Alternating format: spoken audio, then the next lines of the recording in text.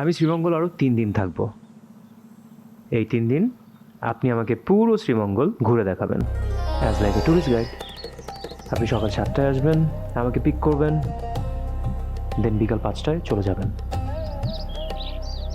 তারপর আমি আপনাদের বাড়িতে যাব, মজার মজার খাবার খাবো, দেন আপনাকে রিজেক্ট করে চলে আসবো। সে কি? এটা কি করে সম্ভব? আমি কেন আপনাকে এত সময় দিতে যাব? ওকে, দেবেন না? হ্যাঁ, তাহলে আমি আপনাদের বাড়িতেও যাব না, আর আপনাকে রিজেক্টও করবো না। এখন ভেবে দেখুন, প্রয়োজনটা আপনার। আমি তো আপনাকে কোনো জোর করছি না, তাই না? Oh by the way, I have to go. সে কি করে হয়? এটা তো রীতিমতো চিটিং। আপনি আমাকে রিজেক্ট করবেন, এইটাই তো ডিল। তাহলে আপনি আপনার বাবাকে বলে দেন আমি আপনাকে রিজেক্ট করেছি। আপনাদের বাড়িতে যাওয়ার দরকার কি? আপনি যদি আমাদের বাড়িতে না যান, আমাকে বাবা বাড়িতে ঢুকতে দিবে না। তখন আর আমার বিদেশ যাওয়া হবে না। যে কাউকে ডেকে এনে বাবা আমাকে বিয়ে দিয়ে দিবে। আপনি কি চান আমার এত বড় ক্ষতি হয়ে যাক? আপনাকে দেখেই মনে হচ্ছে আপনি খুব ভালো মনের মানুষ। Please help me. ওকে, আমি যেতে পারি, কিন্তু আমার একটা শর্ত আছে। কি শর্ত বলুন?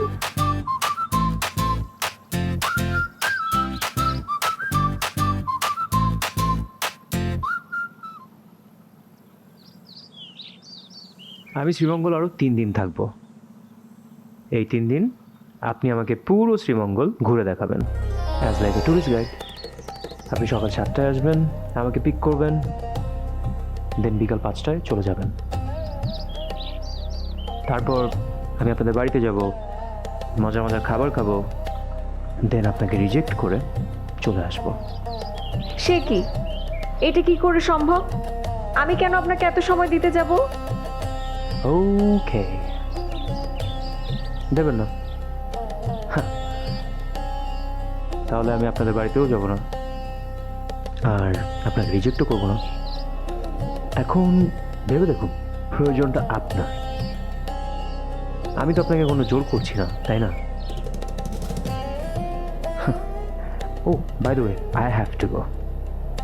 চলি।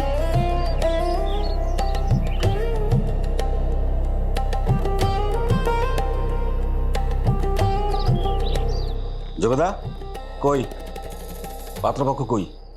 ওরা কি আসবে নাকি আসবে না? আর ওরা যদি না আসে, তুমি কিন্তু আমার বাড়িতে থাকতে পারবে না। বাবা, ছেলের সাথে কথা হয়েছে। উনি বলেছে 3 দিন পর আসবে। আগামী পরশু রাতে আসতে পারে। ও,